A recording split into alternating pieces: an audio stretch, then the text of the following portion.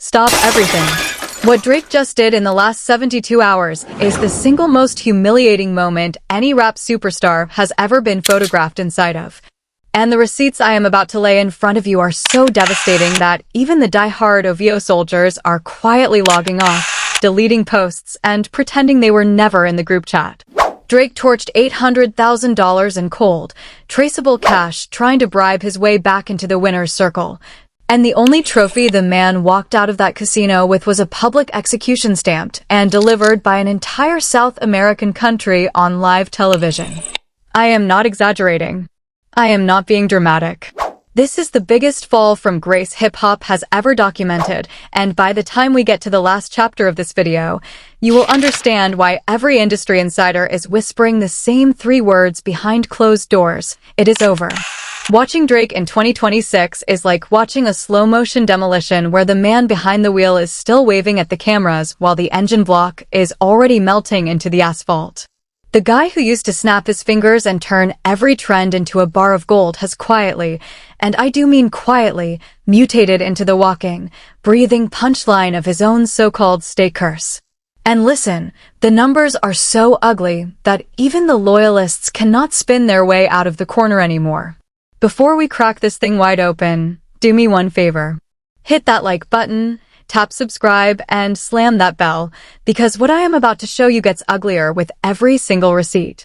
Rewind the calendar to June of 2024, and there is Drake, with a completely straight face, deciding that dropping $500,000 in Bitcoin on the Dallas Mavericks in the middle of the NBA Finals is a certified bright idea.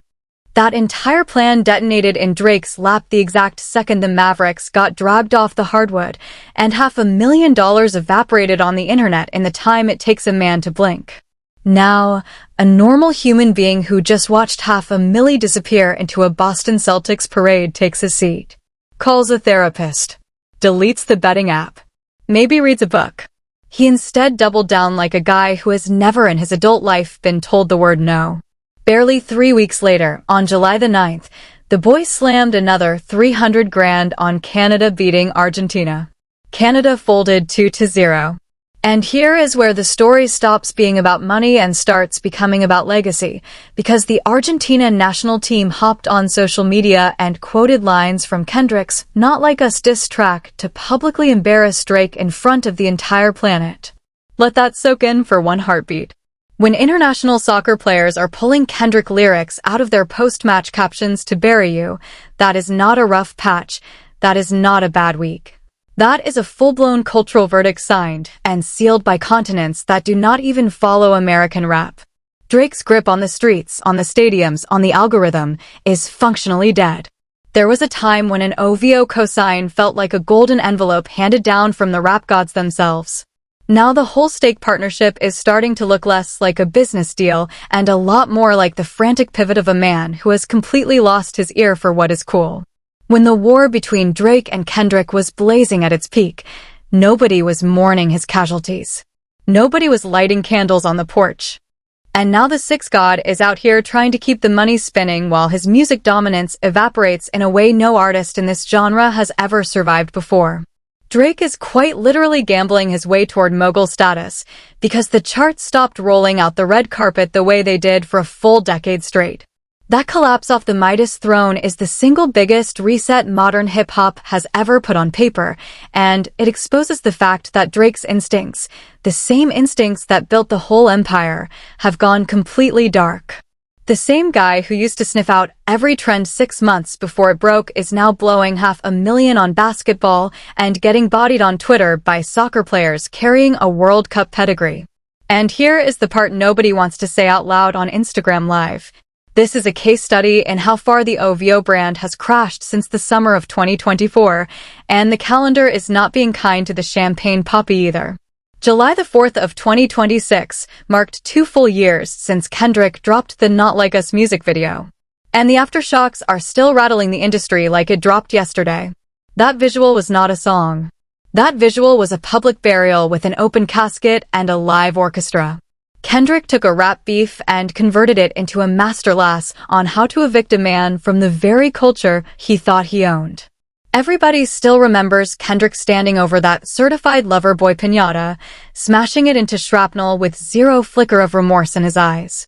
People are calling that specific frame the official cremation of the OVO reputation on the biggest stage a rap war has ever occupied. And the world was not just watching. The world was clapping. The Billboard data from May of 2024 exposed the level of pure demolition the champagne papi still has not recovered from 24 months down the road. Kendrick's anthem debuted at number 1, cruised at number 1, and stayed at number 1. Meanwhile, his counterpunch, The Heart Part 6, couldn't even scrape into the top 10. That is a catastrophic collapse for a man who used to occupy the summit of the charts without breaking a sweat. Then came the pop-out concert on June the 19th, 2024, which was another sledgehammer to his ego and confirmed to the whole planet that the West Coast was fully unified around one mission, the Champagne Papi's cultural deportation. Watching every major artist in Los Angeles standing shoulder to shoulder on that stage proved the era of the Six God as the voice of the youth was officially finished, and no publicist on earth was going to reverse it. For 24 full months since that moment, Drake has been stuck in a defensive crouch, scrambling for any lane back into the conversation. Chasing a cool factor that vanished the second Kendrick pulled the curtain back on the entire OVO operation for public inspection. But here is where it gets truly nasty, because this decline proves once and for all that you cannot purchase your way back into the hearts of the people once they have decided you are a cultural tourist. The energy around him shifted from genuine admiration into a collective eye roll every single time he tries to launch a new trend or piggyback on a fresh sound. Drake spent 2 years chasing a throne that was already melted down and reforged into a crown for the man out of Compton. Kendrick didn't just win a rap beef. Kendrick dismantled the entire algorithm the OVO camp had been surfing on for a full decade. Every move he makes now feels calculated, thirsty, and desperate. The exact opposite of the effortless swagger that defined his prime. The culture moved on. The boy got left behind in a giant Toronto mansion that increasingly feels less like a palace and more like a golden prison. That era where one man dictated what was cool is dead. And those days are not coming back for him. Even though his streaming stats still look decent on paper, his actual cultural impact has cratered because nobody in the streets looks to the Champagne Papi for direction, for inspiration, or for taste anymore.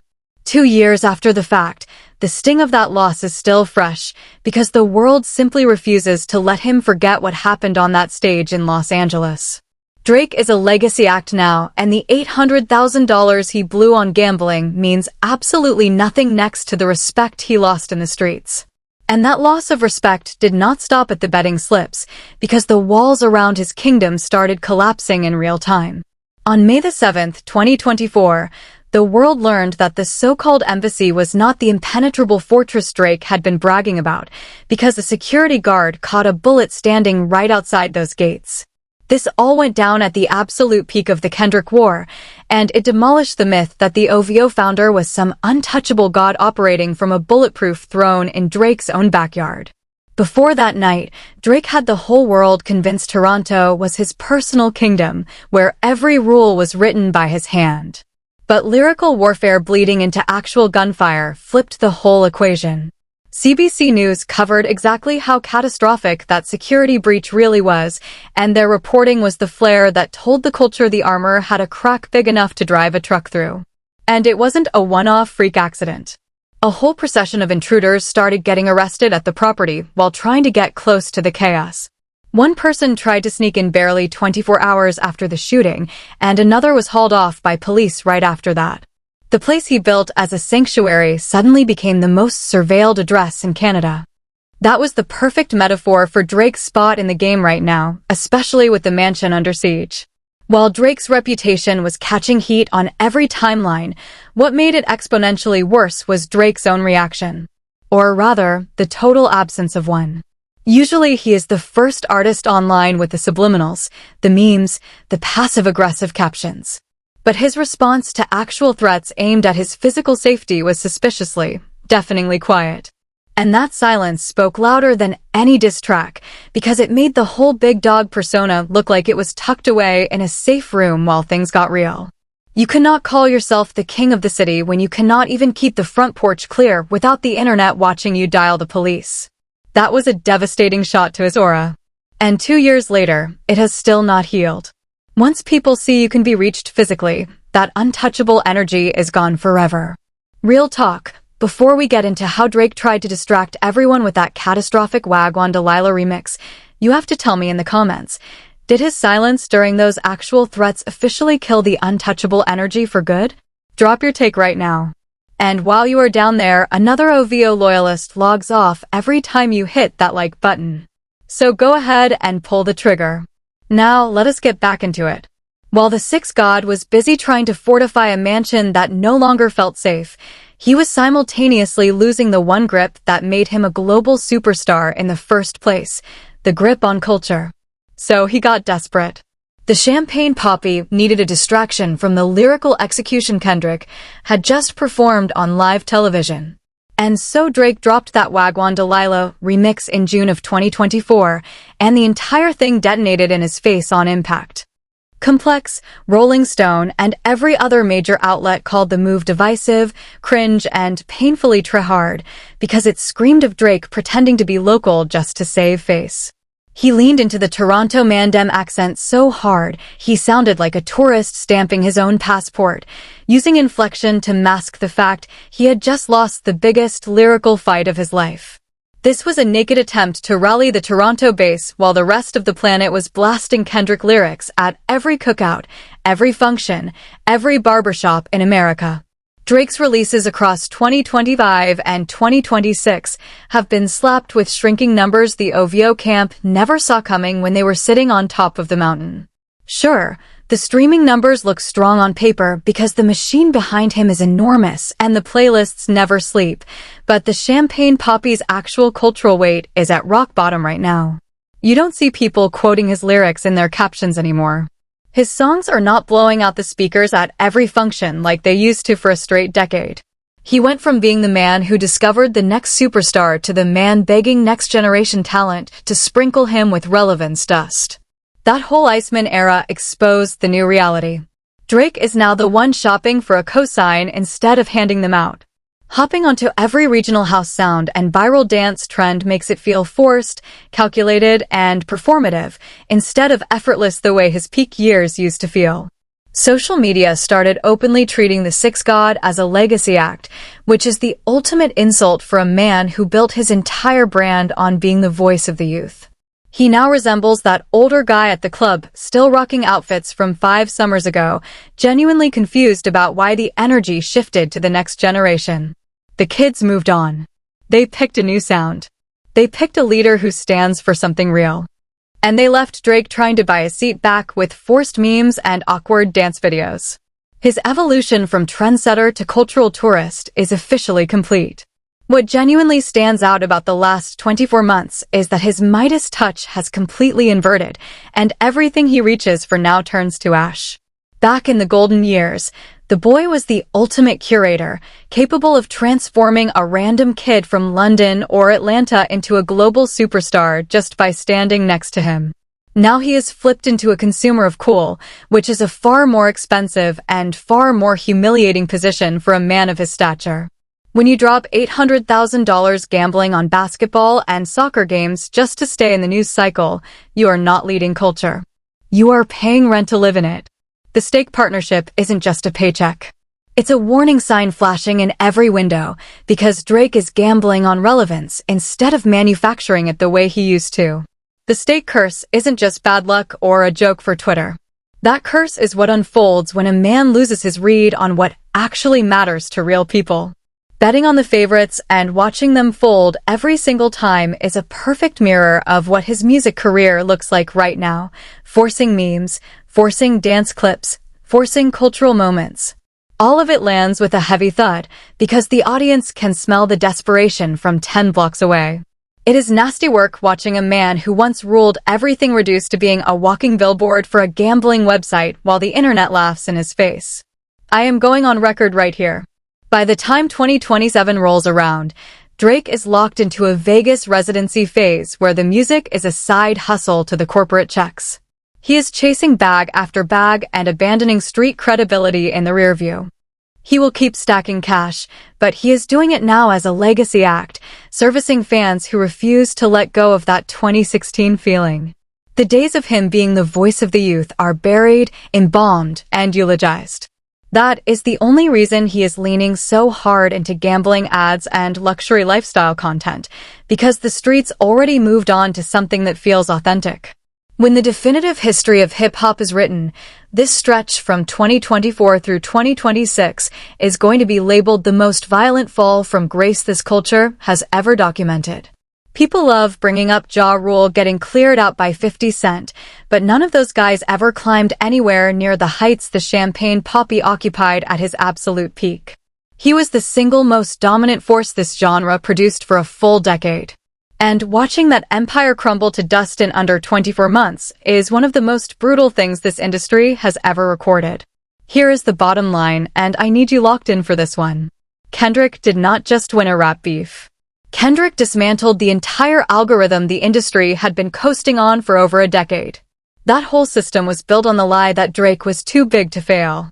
Kendrick proved the entire operation was a collection of calculated moves that could be broken with truth, patience, and superior craft. Kendrick showed the world the emperor was standing there in nothing but boxers. And once that curtain got yanked back, there is no going back to the old days. The boy is still out here trying to run the old plays, but every defense in the league has watched the tape and knows every route he runs. The anniversary of the Not Like Us video is a permanent monument to the fact that the culture picked its side, and it was not the guy trying to buy their love with a suitcase full of gambling chips. Kendrick took the OVO brand, dropped it in the dumpster, and left the six gods spending 2 full years digging through the trash looking for shreds of dignity. Kendrick broke the machine. And now he is nothing but a ghost drifting through a system he once owned. Every interaction he has with the public right now, the bets, the songs, the guest verses, the posts, reads like a man trying to remind everyone he still exists. And existence is now the highest bar he is clearing. Rewind to March of 2024, when Kendrick dropped that opening verse on Like That. Drake was sitting comfortably at the summit of the genre. He had the streaming crown. He had the tour numbers. He had every major radio programmer on speed dial. Within 12 weeks, every single one of those pillars developed a visible crack. By the time Kendrick delivered Not Like Us in early May, the man was not just losing a rap battle. He was losing the entire narrative the industry had built around him for a full decade. Push UPS was supposed to be his warning shot, and instead, it landed like a nervous jab from a fighter who realized mid-swing that the range was wrong. Family Matters was supposed to be his finishing blow, and it landed exactly 42 minutes before Meet the Grahams incinerated the entire narrative. Then, before the audience could even process Meet the Grahams, Not Like Us hit the internet and turned into the biggest hip-hop single of the decade. That is the exact hour the algorithm broke in public. And every industry insider who has spoken on Background will tell you the same thing. The OVO team had no counter for what happened next. The Heart Part 6 was Drake's Hail Mary, and it dropped into the culture with all the weight of a plastic bag hitting concrete. He tried to flip the AI narrative, tried to plant a fake baby mama misdirection, tried to bait Kendrick into a longer exchange. Kendrick refused to respond. That silence was surgical, because Kendrick understood something the boy apparently forgot. The crowd had already declared a winner. Every follow-up bar from him would only extend the highlight reel of his defeat. Kendrick let the silence do the work, and the Champagne Papi was left punching at fog for the next 24 months. That silence, that refusal to engage, is the exact mechanism that turned this beef from a moment into a permanent cultural verdict. When your opponent stops responding to you and the crowd stops asking them to, that is the sound of a career being reclassified in real time.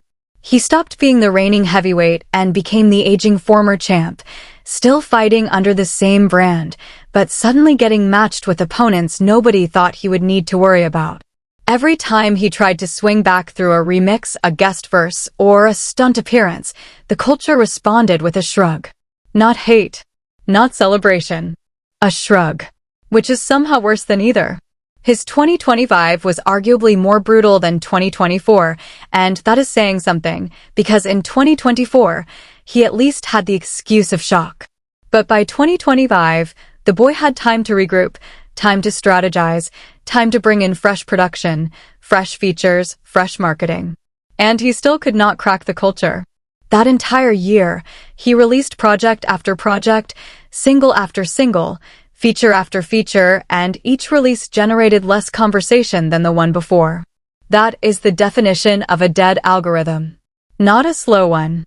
Not a struggling one. A dead one.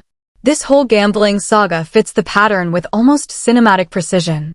He keeps betting on the favorite because the favorite feels safe, and the favorite keeps losing because favorites collapse under pressure while underdogs get sharper. He bet on the Mavericks because they were the safer number, and the Celtics dismantled them. He bet on Canada because Canada was fielding a home turf-hyped roster, and Argentina, carrying the weight of Messi, Di Maria, and a World Cup pedigree, clinically dispatched them. Every gambling loss is not just a financial event.